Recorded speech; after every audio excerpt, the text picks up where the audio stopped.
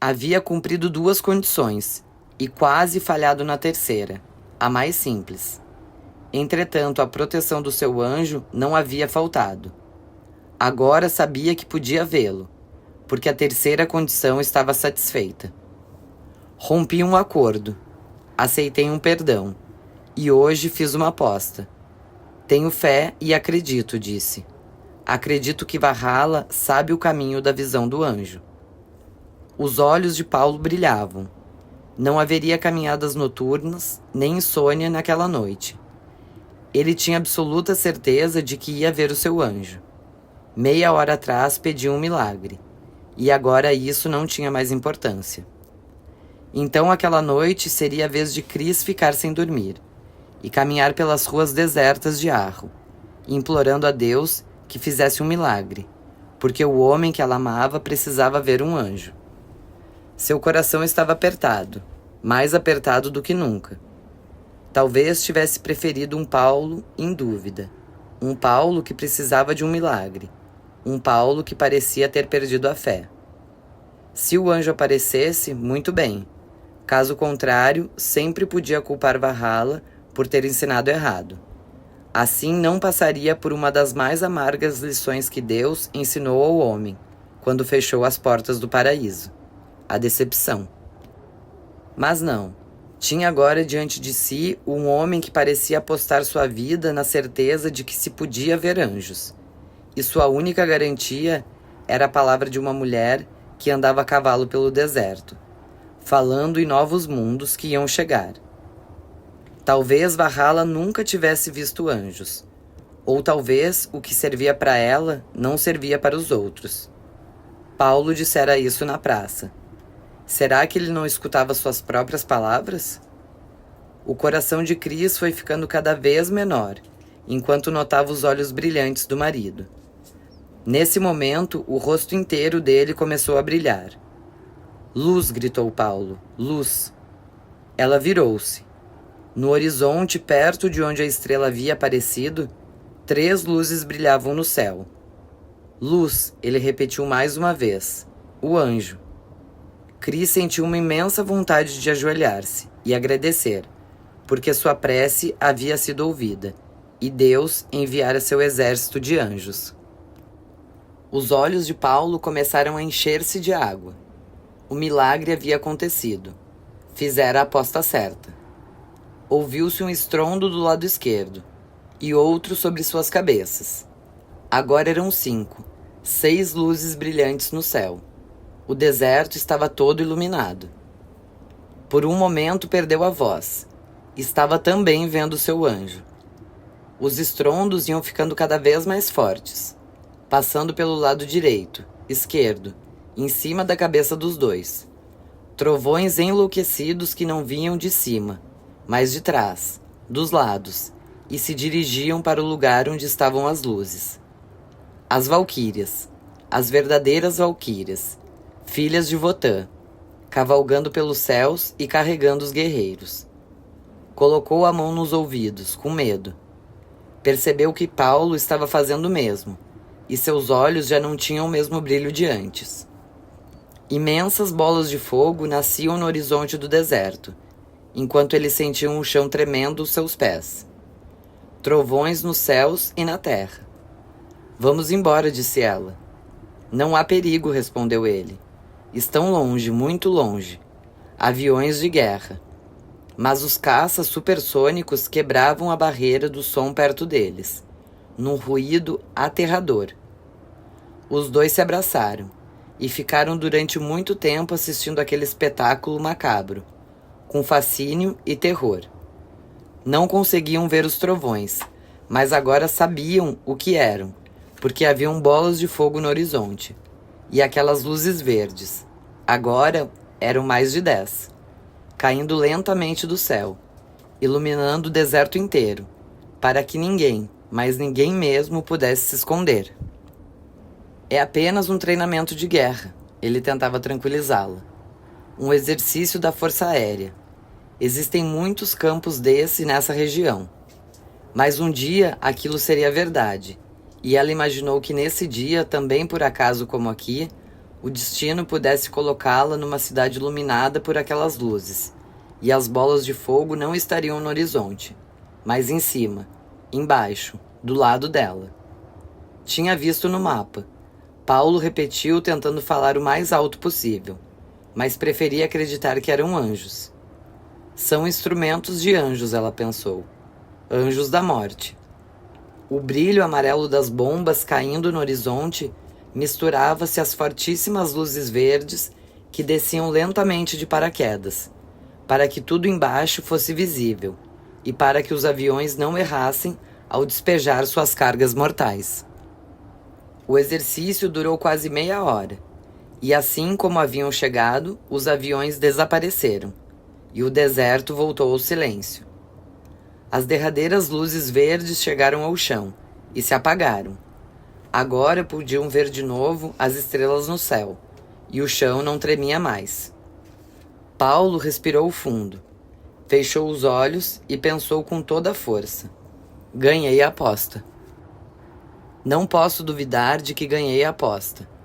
A segunda mente ia e voltava, dizendo que não, que era tudo imaginação dele, que seu anjo não revelara o rosto. Mas ele cravou a unha do indicador no polegar e apertou até que a dor se tornasse insuportável. A dor sempre evita que as pessoas fiquem pensando besteiras. Verei meu anjo, ele tornou a dizer enquanto desciam da montanha. O coração dela tornou a apertar, mas não devia pensar nisso, ele poderia perceber. A única maneira rápida de mudar de assunto era escutar o que a segunda mente estava dizendo e perguntar a Paulo se ela estava com a razão. Quero fazer uma pergunta, disse. Não me pergunte sobre o milagre. Ele acontecerá ou não acontecerá. Não vamos desperdiçar energia em palavras. Não é sobre isso. Hesitou muito antes de falar. Paulo era o seu marido. Ele a conhecia melhor do que ninguém. Tinha medo de sua resposta, porque suas palavras, como as de qualquer marido, possuíam um peso diferente das palavras dos outros. Mas resolveu perguntar de qualquer jeito. Não aguentaria ficar com aquilo em sua cabeça. Você acha que eu errei na minha escolha? Disse. Que desperdicei minha vida semeando, alegre ao ver o campo crescendo ao meu redor, em vez de experimentar a grande emoção da caçada? Ele caminhava olhando para o céu. Ainda pensava na aposta e nos aviões. Muitas vezes, disse ele finalmente, olho para as pessoas como Jota, que estão em paz, e através dessa paz encontram a comunhão com Deus. Olho para você, que conseguiu conversar com o seu anjo antes de mim, embora eu tenha vindo aqui para isso. Olho você dormindo com facilidade, enquanto eu vou para a janela e me pergunto por que não acontece o milagre que estou esperando. E me pergunto, será que escolhi o caminho errado? Virou-se para ela. O que você acha? Escolhi o caminho errado? Cris segurou as mãos dele. Não, você seria infeliz. Você também, se tivesse escolhido o meu caminho. Que bom saber disso, pensou. Antes que o despertador tocasse, ele levantou sem fazer barulho. Olhou para fora. Ainda estava escuro. Cris dormiu ao seu lado, um sono agitado. Por uma fração de segundo, pensou em despertá-la também, dizer aonde ia, pedir que rezasse por ele, mas logo desistiu. Podia contar tudo quando voltasse. Além do mais, não estava indo para nenhum lugar perigoso. Acendeu a luz do banheiro e encheu o cantil na pia. Depois bebeu o máximo de água que podia. Não sabia quanto tempo ficaria lá fora. Vestiu-se, pegou o mapa, relembrou o seu itinerário. Então preparou-se para sair. Mas não conseguia encontrar a chave do carro. Procurou nos bolsos, na mochila, na mesa de cabeceira. Pensou em acender o abajur, mas não. Seria muito arriscado. A luz que vinha do banheiro já iluminava o suficiente. Não podia perder mais tempo. Cada minuto gasto ali era um minuto a menos na espera do seu anjo. Dentro de 4 horas, o sol do deserto se tornaria insuportável. Chris escondeu a chave, pensou. Ela agora era uma outra mulher. Conversava com seu anjo. Sua intuição aumentara consideravelmente.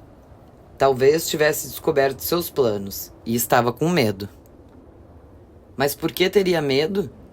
Na noite em que a vira na beira do precipício com Valhalla, os dois fizeram um juramento sagrado.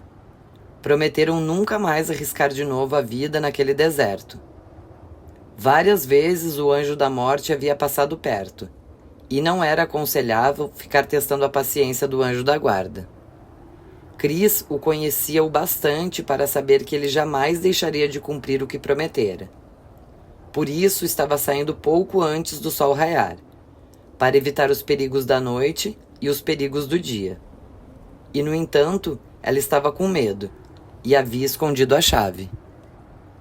Dirigiu-se para a cama, decidido a acordá-la, mas parou. Sim, havia um motivo. Não era preocupação com sua segurança, com riscos que ele podia correr. Era medo, mas um medo diferente. Medo de que seu marido fosse derrotado. Ela sabia que Paulo tentaria alguma coisa. Faltavam apenas 2 dias para deixarem o deserto. Foi bom tomar essa providência, Chris, pensava ele, rindo consigo mesmo. Uma derrota dessas demoraria uns 2 anos para ser esquecida. Enquanto isso, você teria que me aguentar. Passar noites em claro comigo. Suportar meu mau humor. Sofrer com minhas frustrações. Seria muito pior do que esses dias que passei sem descobrir como fazer a aposta. Revirou as coisas dela. A chave estava no cinto onde guardava o passaporte e o dinheiro. Então lembrou-se da promessa sobre a segurança. Aquilo tudo podia ter sido um aviso. Aprendera que ninguém saía para o deserto sem deixar pelo menos uma indicação do local onde vai. Mesmo sabendo que logo estaria de volta, mesmo sabendo que o lugar não era afinal tão longe. E se algo acontecesse com o carro, podia chegar a pé até a estrada. Resolveu não arriscar. Afinal de contas, tinha feito um juramento. Colocou o mapa em cima da pia do banheiro e usou o spray de sabão de barba para fazer um círculo em torno de um local. Glorieta Canyon. Aproveitou e escreveu: "Não vou errar", no espelho usando o mesmo spray. Depois calçou o tênis e saiu. Quando ia ligar o carro, descobriu que havia deixado a chave na ignição. Ela deve ter mandado fazer uma cópia, pensou. O que estava imaginando? Que ia deixá-la no meio do deserto? Foi então que lembrou-se do estranho comportamento de Tuque, quando esquecera a lanterna no carro. Foi graças à chave que deixou marcado o local onde ia. Seu anjo estava fazendo com que tomasse todos os cuidados possíveis.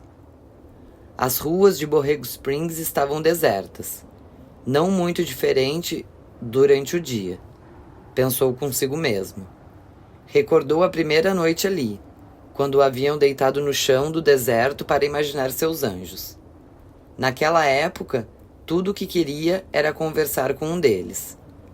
Dobrou à esquerda, saiu da cidade e começou a andar em direção à Glorieta Canyon.